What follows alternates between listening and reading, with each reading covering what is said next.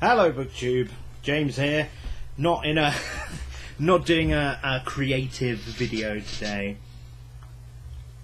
So we're doing a vlog discussion sort of thing. So forgive me if I'm looking at the screen and not the camera, because well, I've made a couple of notes on there.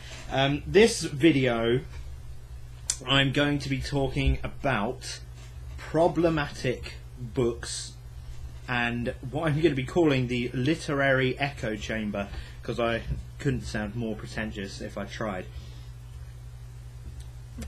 Basically, this video is inspired by a video from a lady called Tea with Tess. I think I'm saying that right.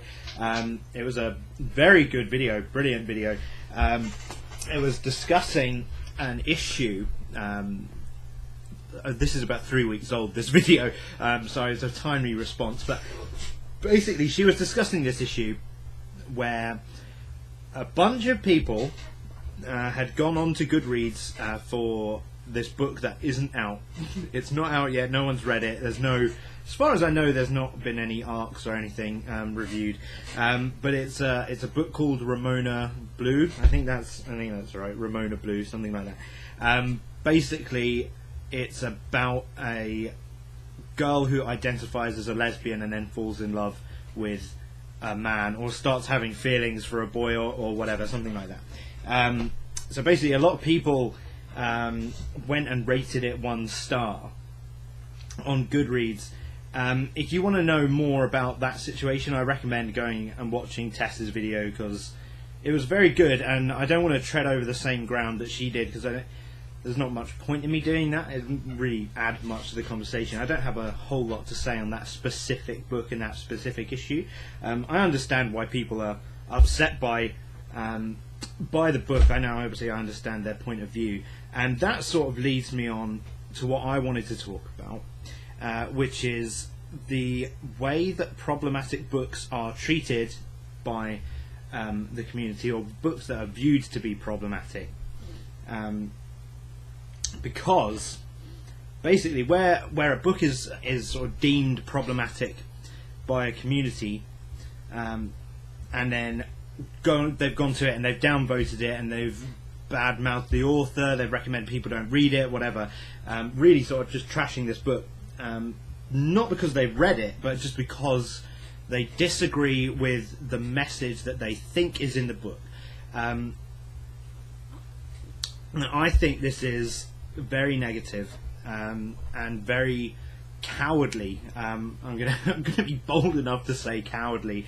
I think it's very cowardly to rate a book badly, to try and negatively impact its sales performance, just because you disagree with the message. I mean, even if that message was true, even if the things that they are saying about the book happen to be the case, I think rating the book on an official review website. I mean, people will go to this website, and I know there's a lot of things about reviews. I mean, people read reviews properly. I mean, that's a separate issue. I mean, people will look at that star rating and go, "Oh, damn, that's really low. This book must be garbage." But that's not necessarily the case, is it? Because I mean, even if the message is bad, a book can still be good. It can still have value to you as a reader, and I think there's nothing wrong with exposing yourself to books that are problematic in your view, or go against sort of the opinions that you hold and the values that you have. And I think trying to negatively impact those books and trying to encourage other people to boycott those books because you disagree with the message, I think is dishonest intellectually. I mean, intellectually dishonest, is that really the right phrase? I'm not sure if that's really what I'm trying to say,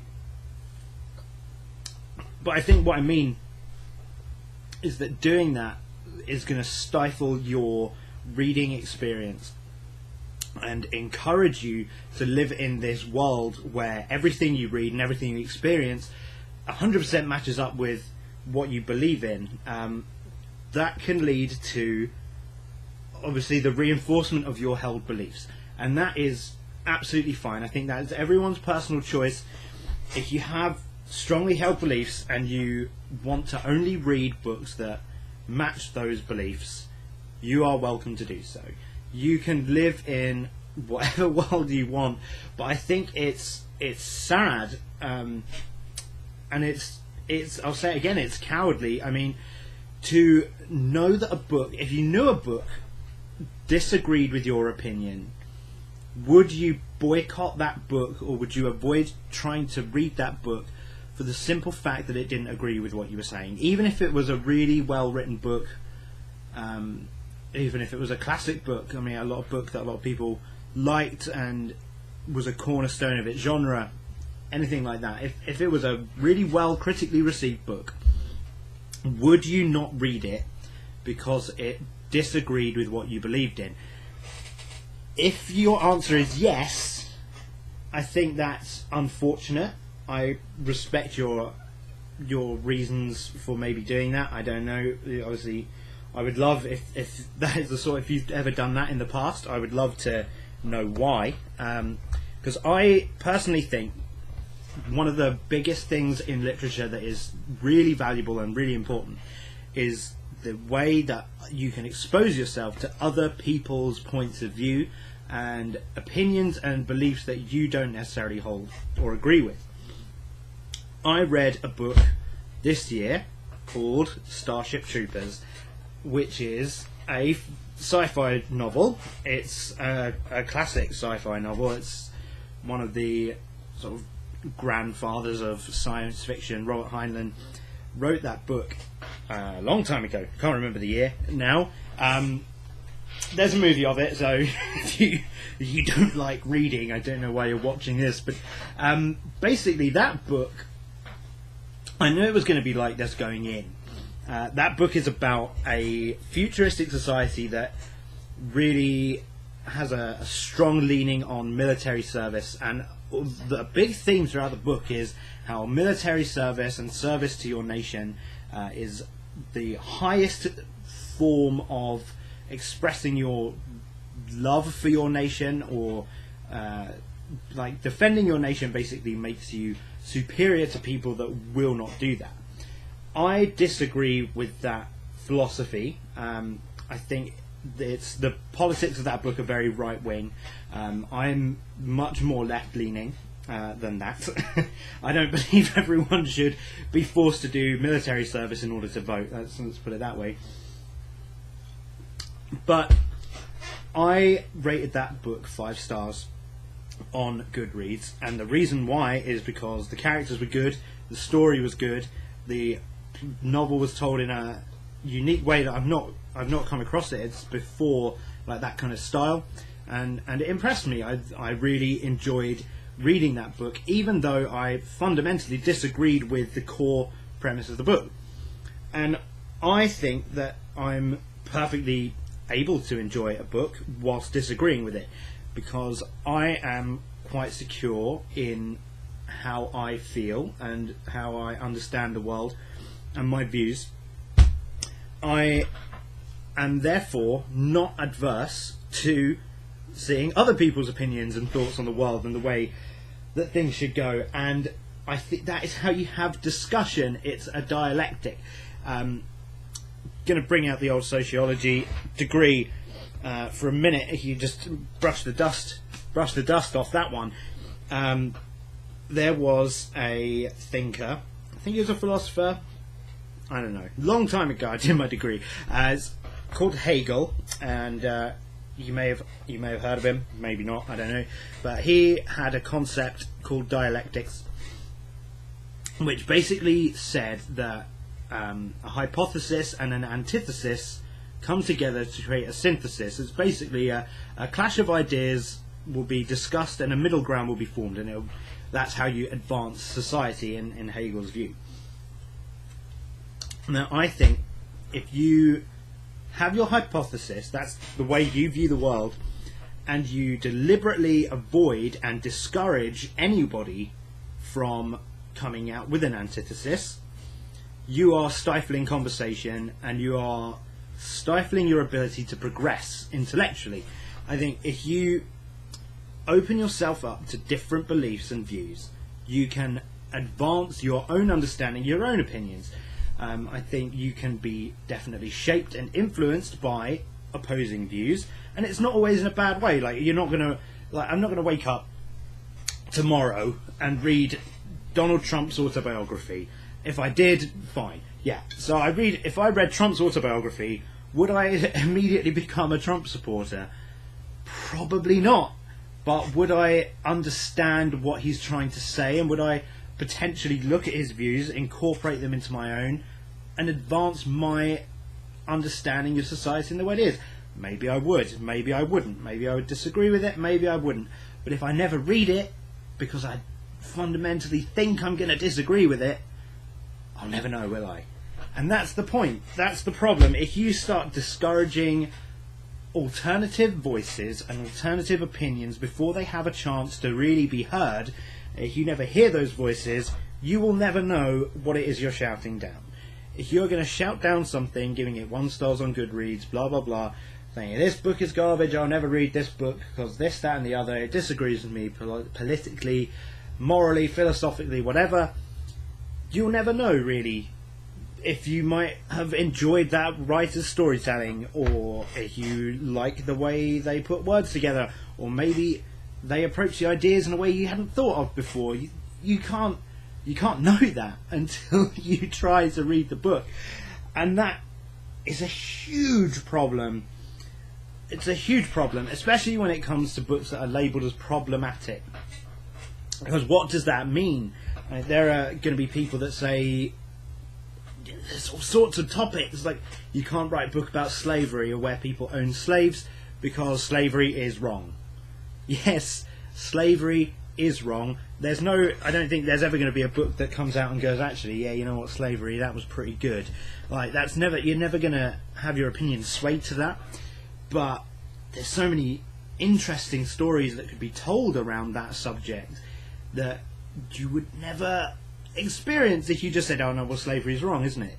Because, like, if you could write a book from the perspective of a slave owner, and in the book the character could argue slavery is brilliant, that doesn't mean the author is arguing that slavery is brilliant. It's just the character that they created, and it's an interesting point of view that you don't hear or see or whatever, because everybody knows slavery is very bad.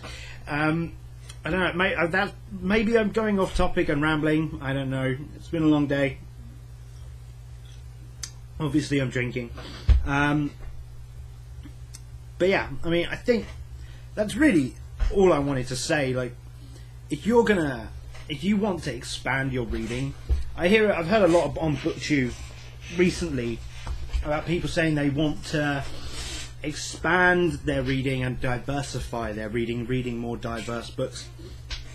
And when people say that, I think what they mean is, I want to read more things from voices of minority groups, LGBT, ethnic minorities, you know, that kind of thing, marginalised groups. But I think what we should be saying and moving towards is, I want to read books from points of view that I have not experienced before, and I might not necessarily agree with, and you might not necessarily agree with me. Maybe you saw this title of this video and whatever description I've decided to add on to it, and you think, this guy with his hat and his beer, he doesn't know what he's talking about. And maybe you thought that without looking into the video or getting to the end, and you thumbs it down. You tell your friends, don't watch that video if they were going to click on it. Probably not. Maybe I'm being a bit egotistical now, but you see what I mean. Like, if you come across a dissenting opinion that you probably won't agree with, and then you avoid that opinion, how will you understand that person and where they're coming from? I mean, there are reasonable ways to make arguments that people don't agree with. That's how conversations happen. And silencing critical voices and silencing alternative voices is creating an echo chamber for yourself. Like, you're literally sitting in a place where everything you experience, everything you read, everything you hear is agreeing with you. That's great. I mean, sure, if that's what floats your boat, fantastic. But I personally, I feel like that I would be so bored reading the same voices and the same opinions about things, the same takes on things. It would drive me crazy. I live for conflicting alternative voices, because that is how interesting conversation and development happens. That is literally all I have to say. This video is really long, so sorry. Hopefully you found it interesting. Hopefully you listened to what I had to say, and hopefully I made some sort of point. I don't know, maybe I didn't. If you have any opinions on this topic, please do leave a comment, make a video, whatever. I would love to see it and hear from you and discuss differing points of view, because that is, at the end of the day, what makes different, unique humans brilliant. If you like this video, you might as well subscribe, because I'll be doing more of them, and tell your friends about it, I guess. Give them a little bit of me in their lives. Yeah, see you next time. Bye.